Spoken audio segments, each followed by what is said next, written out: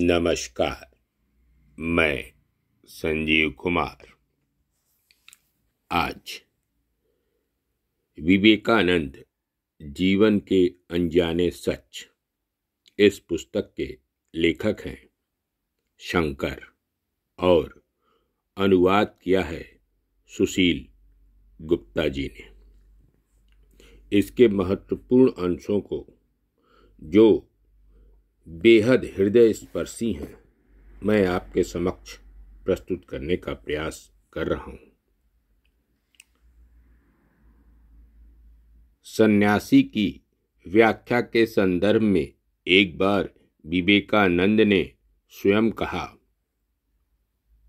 संक्षेप में सन्यासी का अर्थ है मृत्यु को प्यार करना, आत्महत्या नहीं। मृत्यु अवश्यंभावी है, यह समझकर सर्वतोभाव से तिल तिल करके दूसरों के मंगल के लिए अपने को उत्सर्ग करना। इस संसार में कोई सन्यासी बनकर पैदा नहीं होता। विवेकानंद 24 वर्ष की अवस्था में और शंकराचार्य 16 वर्ष की अवस्था में गृह त्यागी हुए थे। इसीलिए यदि यह कहा जाए कि आदिकाल से ही इस संसार ने समाज को सन्यासी के रूप में अनमोल उपहार दिया तो अतियुक्ति नहीं होगी। कुल मिलाकर विवेकानंद 10 भाई बहन थे। वे कुल 39 वर्ष तक जीवित रहे। विवेकानंद की मां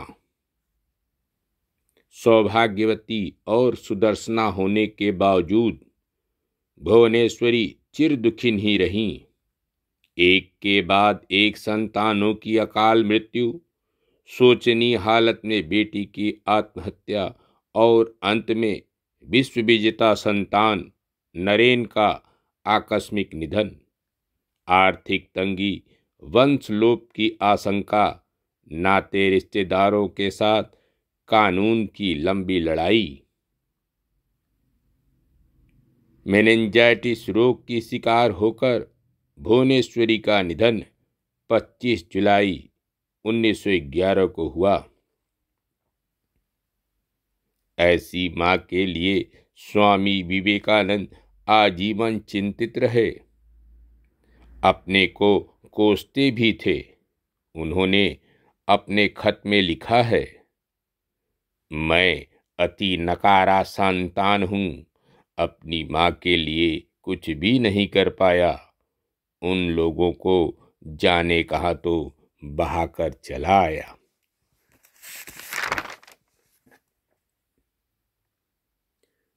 लेखन का खून स्वामी जी के पिता और माता दोनों में ही प्रवाहित था, क्योंकि भुवनेश्वरी दत्त भी कविताएं लिखती थीं।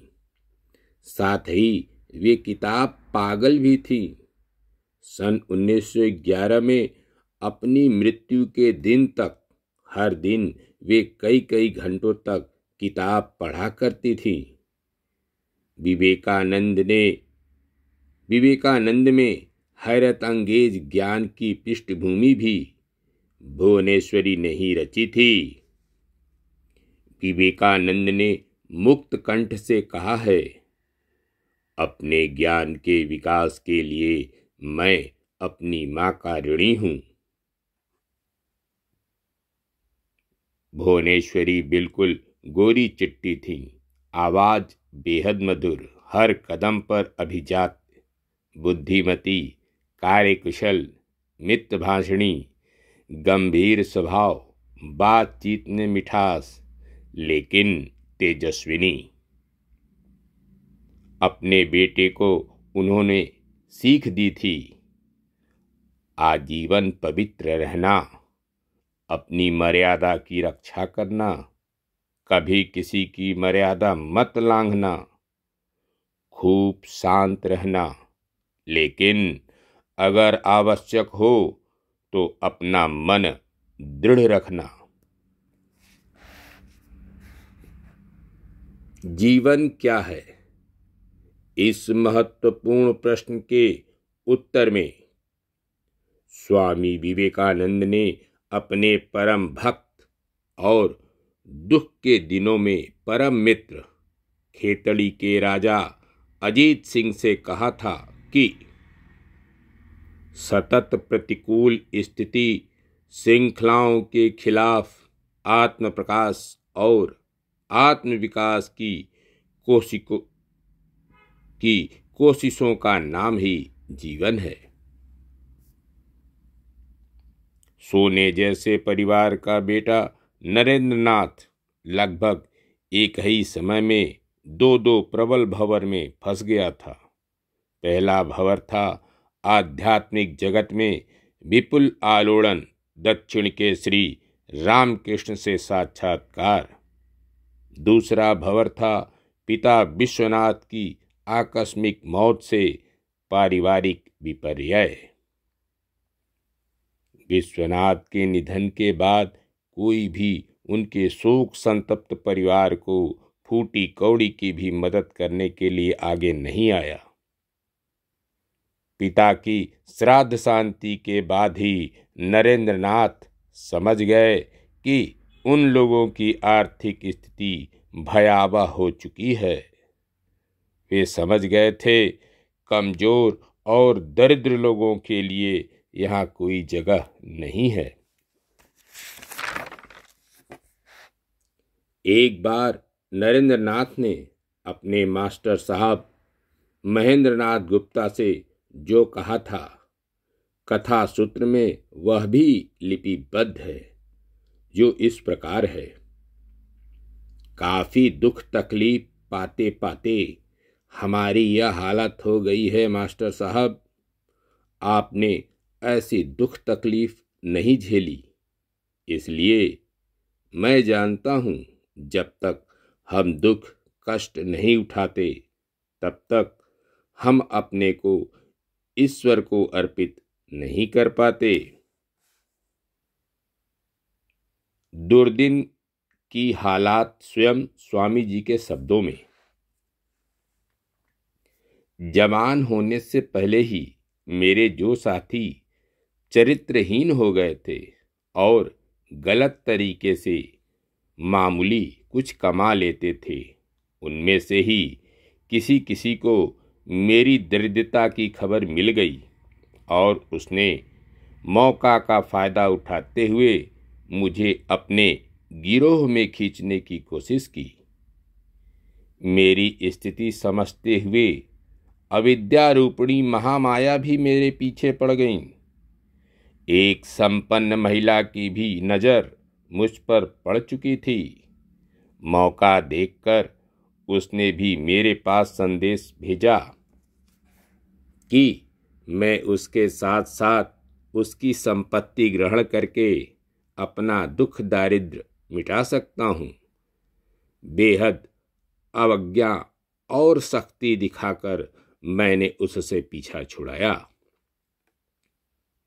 घटना चक्र में एक बार कई दोस्तों ने नरेंद्र नाथ को शराब पीने की सलाह दी और बेहद चतुराई से दुख जर्जर नरेंद्र को किसी वेश्या के यहाँ ले गए। उस औरत को विदा करके नरेंद्र नाथ ने उन सभी लोगों से कहा, आज मैंने शराब और औरत दोनों का मजा लिया। घर पहुंचकर उन्होंने यही बात अपनी माँ से कही। यह खबर उनके जीवनीकार प्रथम नाथ बसु ने दी है। सिस्टर निवेदिता ने सही अंदाजा लगाया था कि विवेकानंद आज के जमाने के विवेकशील सन्यासी थे। कामनी और कंचन अति सहज ही त्याग दिया, लेकिन वे प्यार और कर्तव्य कर्म के विसर्जन के लिए हरगिज राजी नहीं हुए। छात्र जीवन में स्वामी जी अपनी नानी के बेहद लाडले थे। नानी माँ से भी बढ़कर खूबसूरत थीं। बुढ़ापे में भी उनका रूप मानो फट पड़ता था।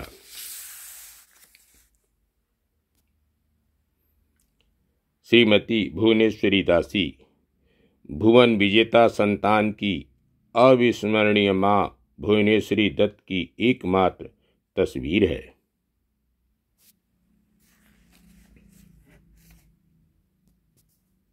विवेकानंद की नानी रघुमणि बसु काफ़ी उम्मीद लगाकर उन्होंने अपनी इकलौती संतान भुवनेश्वरी का विवाह सिमुलिया के दत्त घराने में किया था, लेकिन कम उम्र में विधवा हुई बेटी के साथ जीवन भर खड़ी रहते हुए उन्हें ढेरों कष्ट झेलने पड़े।